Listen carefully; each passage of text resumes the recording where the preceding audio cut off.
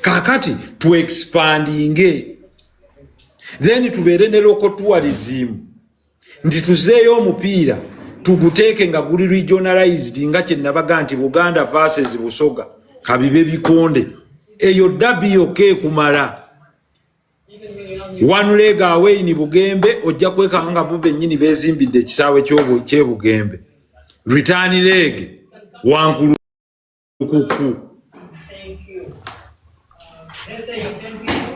kakati in depth eyo wabadde toyinza gifuna muntu gwe bawandiikidde kibuuzo na answer atunudde ku script bweyo debate tewabaddemu a single contest of ideas. It was a class of revision kwaba ababadde bakulaminze questions n'abakubi baabo ab'engalo be bayise nabo. So bw'otunulatunulamu ekyamazima eyawangudde yatazze. Eyawangudde yatazze. 7 yadde tayinza ku debatinga ne bana ate gwe walabyewo debate revision class. So Munyagwa was right.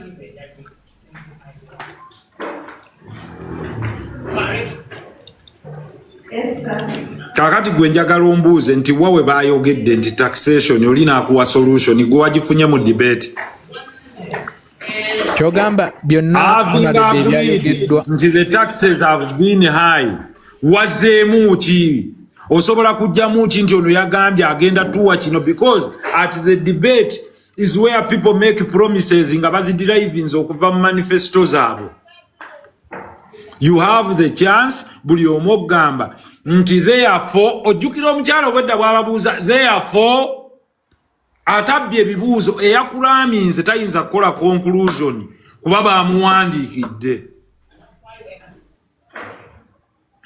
Naye wano buli bwe bakola koma therefore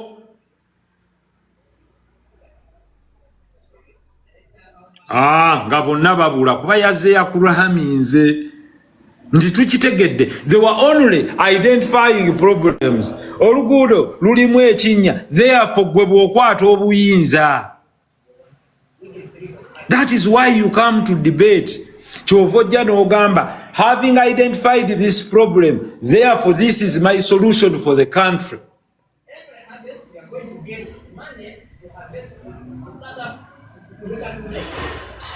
Kakati at the end of the day you had a bunch of people saying they are presidential candidates. Ate nabagamba nti Museveni chose wisely bagenda okompitinga nabo. Ng'akimanyi bulungi buli omu bwe banaamutuuza ku TV ojja bawulira bwe babigaaya abamanyi. So the depth intellectually was absent. I'm happy that one of the candidates said it. N'agamba no, we are not the most qualified. Now that one they exhibited. That one they proved themselves. Nti buli omu asobola okutunula n'omwana wa senior 2 naga is there a reason for me omusana gugende gunjo kye nti bano benyimiriridde mu layini. Unemployment, yes. How do you resolve that issue if 68% of the people are in agriculture? Akati go solving otya? If there is expensive power, having identified that, how do you resolve it?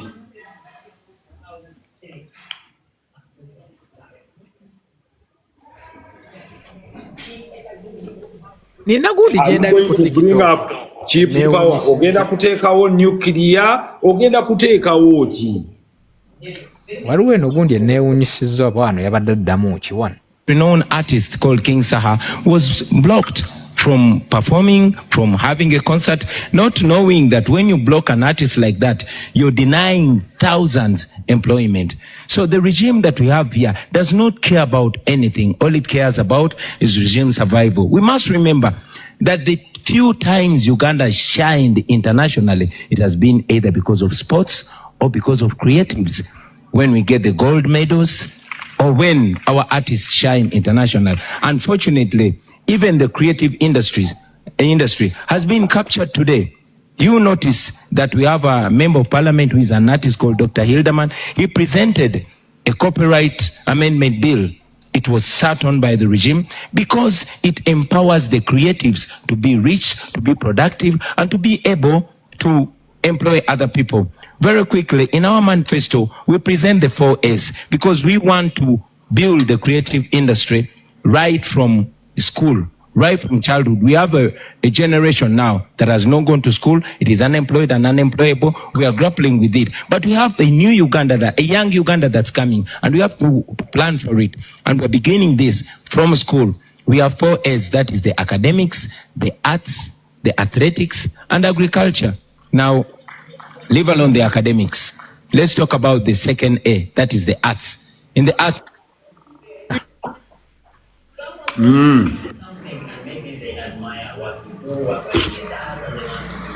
kakati nawe webuuziza nti ona addressinga ki.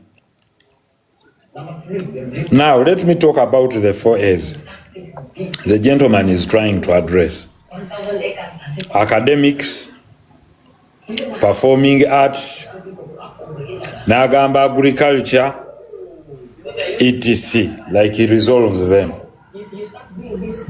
Now, yogere eri ensi, what is absent?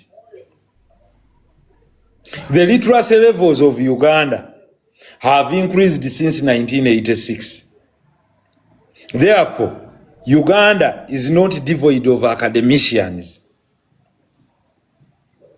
That is one.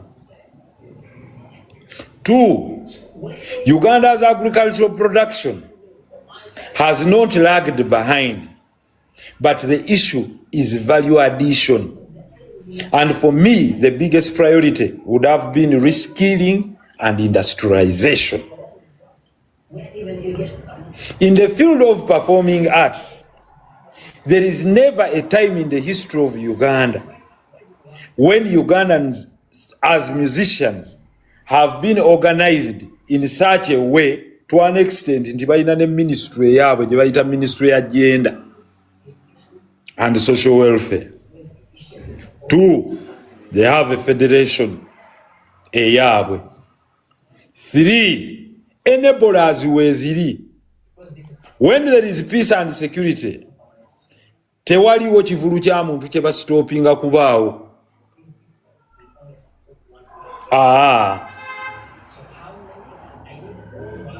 The moment you mix politics n'ebivulu, the politicians will get interested. They will stop it. Naye toyinza gamba nti ekivulu kya lutalo bakiyimiriza e Kasanda oba e Butambala because of ABCD. Uganda ina ba musicians abasukka mu bibiri.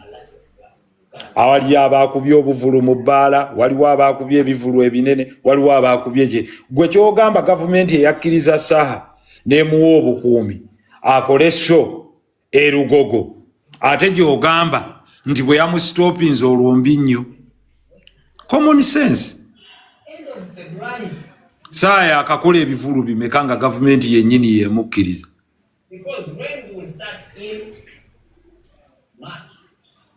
Two, Mickey Wine yakakola ebivulu bimeka nga n'ekisembyeyo kibadde ku Serena.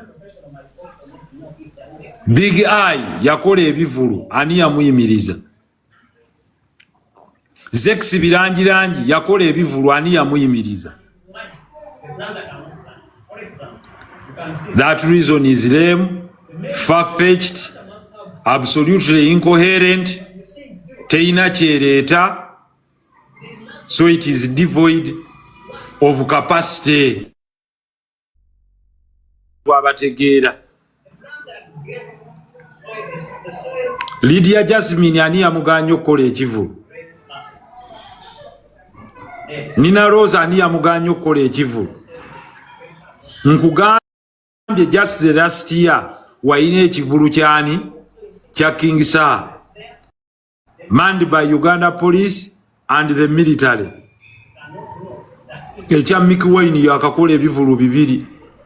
ne Dax yakola ekivulu, Gravity naye n'akola, Alien Skin naye n'akola. So for as long as you comply ne security kyeyagala, because these are public gatherings, you will definitely get what you want. Teriyo gwe baali bagyeko passport nti togenda bweru. Even when passport is government property, it can withdraw it at any second. Government etayagala kukola kivulu tekujjaako passport. Ebyo ebivulu omukulu tabyatendinze n'ebimu tabiyimbiddeeko. Waliwo ekivulu kye baggalawo. Is completely flimsy and far-fetched. Teri yaganye content creator genda kola content we. So promotion of performing arts, whereas I agree it should be structured through building talent, harvesting talent and growing talent. The issue of the copyright law, yenyini government ye yakuwa certificate of financial implication nejuwa Hillary Kiyaga. Ate ogamba otya nti government eyo teyagala tteeka eri. No, legislation is a process. Si bya bugu. You must know how far reaching impacts copyrights zisobola okubeera nazo in a growing economy if enforced. Whereas kyabugagga mu intellectual property ekyobuyiiya ky'obwongo. But you might never live to see that, kubanga oli ayinza okugamba abo bonna tebayinaawo copyright n'emu abo aboogera. Bonna bibiiti byabwe biwulire byawuse emidaani. Abo balina oluyimba oluli copyrightable. Abo balinayo biiti nga yaabwe yokka nga tebaagijja Jamaica mu dancehall. Bonna bakyatambulira ku eyo. Kakati balina okusaba ekintu nga balaba kiina novelty. Ogenda okuregistering a copyright is not registering a trademark. Nti you can have a song naye nga teri qualifying kubeera copyright nti yo. Bo balowooza nti buli bw'oyimba buli kyoyimbye kipreserving okubeera copyright. Kubanga bajjamu n'ogamba omukwano gw'okiyimbye wekka. Kati kitegeeza nti oli naye bw'ajja n'ayimba omukwano gwange we yazzeemu lwange.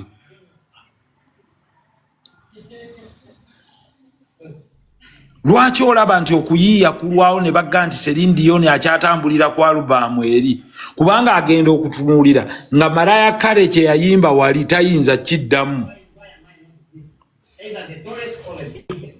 By the time wonoogende wa underwriter awandiike avunule ensonga ezo, okwate copyright Uganda egiregistering, ovaawo ogitwale mu African Regional Intellectual Property Organization e Zimbabwe, then ogitwale mu WIPO, World Intellectual Property Organization e Geneva. Abamu bakyogerako bwogezi. Kakati eyo ye debate nti yandibadde ayogera ekyo ng'ali ku mmeeza amugamba what you're talking is nonsense. This is how things are done. Ye your contest of ideas. Then ne tugenda ku agriculture. Munne n'amubuuza nga bwe walaba ba Trump ne Biden. You talk about agriculture. How? You don't just come to describe the 4 A's or the 4 F's. Fingers, fishes, flies, n'ebirala. That is cramming. Damoga menti mu agriculture, buli sub county tugenda kuzimbayo silo. Because problem ebadde mu post harvest handling na storage. 2, emali y'abantu bagibbira ku nnimiro ng'omulimi w'emmwanyi. Okwotingeyo omulimi w'emmwanyi omwe yafiirwa emmali kubanga talina wagistowalinga, ababbi baginoga ne bagibba. 3, okuteekawo mandatory certification ku bantu abatunda emmwanyi ate abalala ne babuuka. Kakati okujja weyo na bureau 4 okuteekawo dryers ku buli sub county ng'abantu zino solar dryers baziina mu kifo ky'okulinda okukaliza ebirime byabwe ku musana gwokka.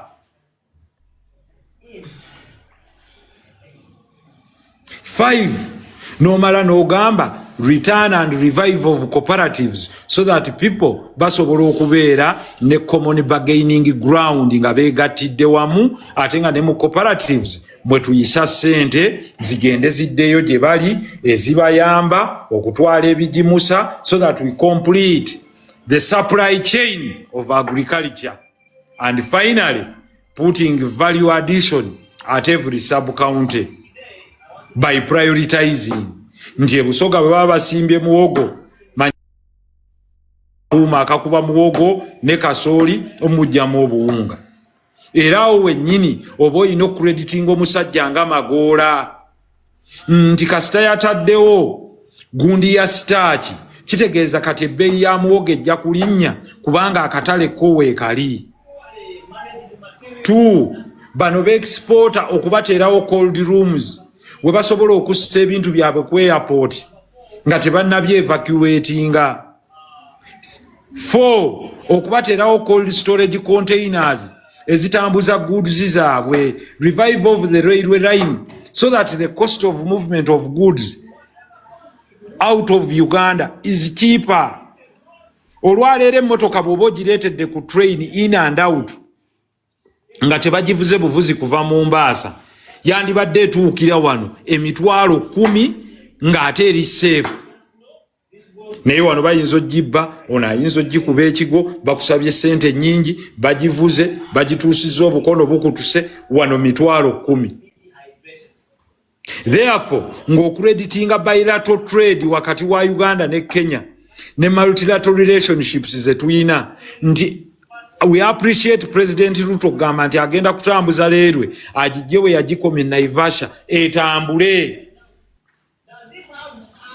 etuuke emalabba Uganda esike etwale ne Eastern Congo efunireko, meaning joining the markets.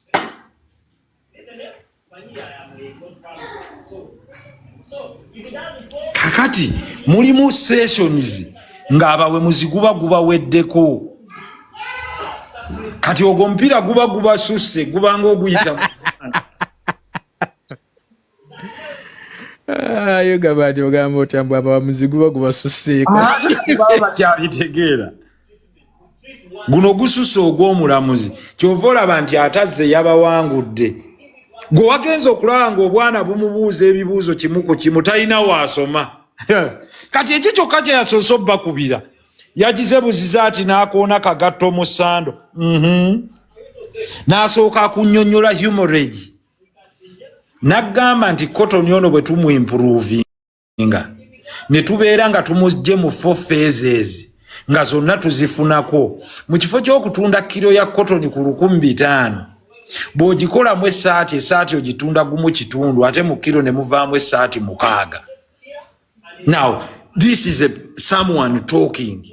Kakati tukola tutya nti gye balimira cotton batandika omusunsulira eyo tumuteekeko value addition eyo gyali omulimi abadde amulima asobole okufunamu. Amulimidde Kasese, amulimidde Busoga, amulimidde wa. Because the demand of cotton yo tegenda ku droppinga. Naye Africa should stop being a donor. Africa is donating a lot of money to the Western world by sending raw materials, unfinished goods. Kakati wano kyayina okugamba kwe kuteekawo incentive ekyo ng'ogamba I agree with the current president. Naye nze ngamba bwe nti buli munnayuganda ayagala okutandika factory jangu nkuwe ettaka lya bwereere nkuwe ne soft loan eya manufacturing ng'otwalira sente zino ku 4%. Meaning owuwinze okutta achievement yoli n'ogigolola n'ogirongoosa. Ate todda mu bino nti everything is a governance crisis. Kwata ekyono kubanga mu kyotayinza ku disputinga since the year 2000 Uganda efunye 4,950 factories. ate toyinza kwogera bogasire nti eno factory owningibwa mu China. No, for as long as the factory is on Ugandan soil, it is a Ugandan factory. Ate toyinza gamba nti tugenda capitalistic ate ogambe nti foreign owner wano tojja wano yalina expertise. Kakati gwe kyoyina okukola kyekiri kye bayita technology transfer, nti omwana waffe agenze mu factory ayize azasabye gavumenti nti kino nange tayiro nsobola ozikola, nti jangu tukuwe soft loan tugikuwadde ya myaka 25, genda mu Uganda Development UDC efunemu emigabo ne bwenaafunamu 10% naye gwe ogifunye eno loan newo okuzimba waawo n'ettaka liiryo naawe tandika. Kaliisa avuganye ne wingi kyangulyu mukola tiles mukola case. Utangiryu onajja mwabya kubanga ayogera bulungi ne bakitunzi akatale nga katambula. Negwe kasito otandika kiri nti banzigiremu bano bo babafulumye, teri agenda kubafulumya. The way to go for every country, why China is controlling the world industrialization. Olwaleero China controlling 90% of the world's production of magnets. Gwomanyi buli kye tuyina nga electronic appliance erimu magnet. Omanyi ebyuma bino byonna ebikebera x-ray byonna ebiri mu medical equipment birimu magnet. Omanyi ebyokulwanisa byonna birimu magnet. Kakati tunuulira vision y'abano. Naye controlling magnet ezo oyina okusooka n'okwata iron ore n'omunyweza n'omurefininga. Kakati awo nkreditinga Uganda ne Kenya mu mukago gwe baakoze ettororo okuleeta steel factory wano. Meaning bw'okwata sponge iron n'omuimprovinga n'obanga magnets emitayimbwa n'ebirala byonna obikolaawo, kitegeeza agenda okujja mu Uganda, dola agenda gireeta Uganda. Kati munna-Uganda tagenda kufulumya ssente zino. Awo we nawuliriddeyo n'omu yagambye, ndowooza teyabadde mu debate, nti ssente za Uganda zaapunguuka olwa denomination ennene. Ne ngamba ono economics oba yamusoma amuyita ku mutwe. Nenjagala omuwa example. Sente zezimu ku nsi mu Africa, waliwo ensi ezimu mu Africa nga tezisukka siringi 5 mu bunene ku 100. Zezisinga UAE eyina kiddiramu ky'olukumi. Oba euro nga waliyo ne kiyuro ndowooza ky'ebitaano n'eky'olukumi. Natunuulidde omubaka omuwulu akuba mwannyinaze ne ng'ana abula mwannyinaze naawe. The issue is the purchasing power of that money, not the denomination. Kyova olaba nti Brunei eyinaako omutwalo naye golooza Brunei ne Uganda esinga Brunei oba Singapore. No, it is not the denomination. It is the basket of goods and services. Luno olukumi kye lugula. Oyinza osanga nga Malawi teyina mutwalo oba 2, naye nga bw'ogenda e Malawi mu ssente zaayo mu denomination entono, ate bw'ozizza versus the dollar, ate ba amafuta kati baganywera 8 mu 7. Kakati n'otunulira n'ogaana ebyo ebyali bimenya mu parliament, otudde n'omuntu ng'ono n'omutunuulira obwongo bwa kibogwe naye noga balonzi naye be baamutuweereza okole ki? Kwegamba oli mu mutwe gwe ne kimuwa nti oli bw'aba n'ekyolukumi. Kituufu oyinza osanga nga Burundi teyina kya mitwalo 5. Gwe kwata ssente za Burundi ky'oba otambuza nazo 2 ebya Burundi, olaba oba ziina bye zizitowa.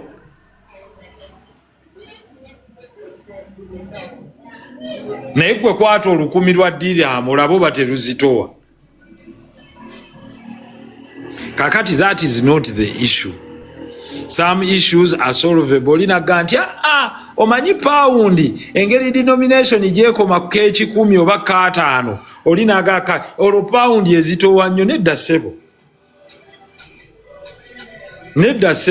kyova olaba nti ate Japanese yen eyinza okuba egenda ne mu denomination ennene naye bw'oteekawo Japan ne Bungereza economy esinga obuzito ki si Japan.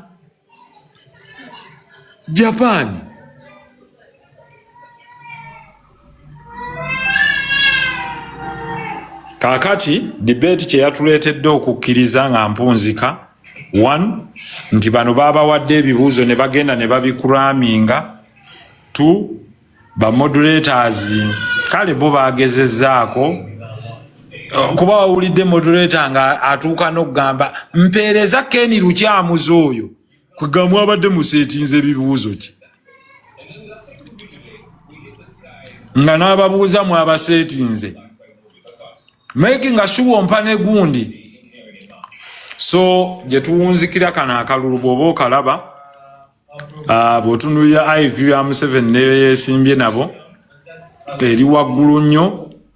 His grasp on knowledge ku bintu by'amanyi biri waggulu nnyo. Bano abamuvuganya baliniyale naye Mugisha muntu agezaako olw experience. I don't know why he doesn't express himself that well. Mwami Nandala amanyimu but is also stuck on only economics. Abasigadde they were just pedestrian. Mu Luganda babigere be basetingidde ebibuuzo ebikuraminge ne balowooza there is anything of impact they can give. Nkulekedde abawemuzi bajje bafunemu ekyokuyiga. Nyanza abo bw'oba nkwasa bonna baddayo bakaaba musaayi naye byabakama watukola bubi. Naye omusajja yamanya nti kayeefunire bano bakimpe nkyekubire. Kyogamba bano bakimbuyege. Aba abadde basoma obusomi enefulu kudusi. Omwana waliwo ampeereza message nti omwana we yamugambye mbu daddy see they are copying. Bateekako debate y'obwana. Nati mu comment zendabye ku video ez'enjawulo babadde bagamba nga babuuza lwaki abantu babisoma busomi. Anti bazze bakuraminze tebali knowledgeable.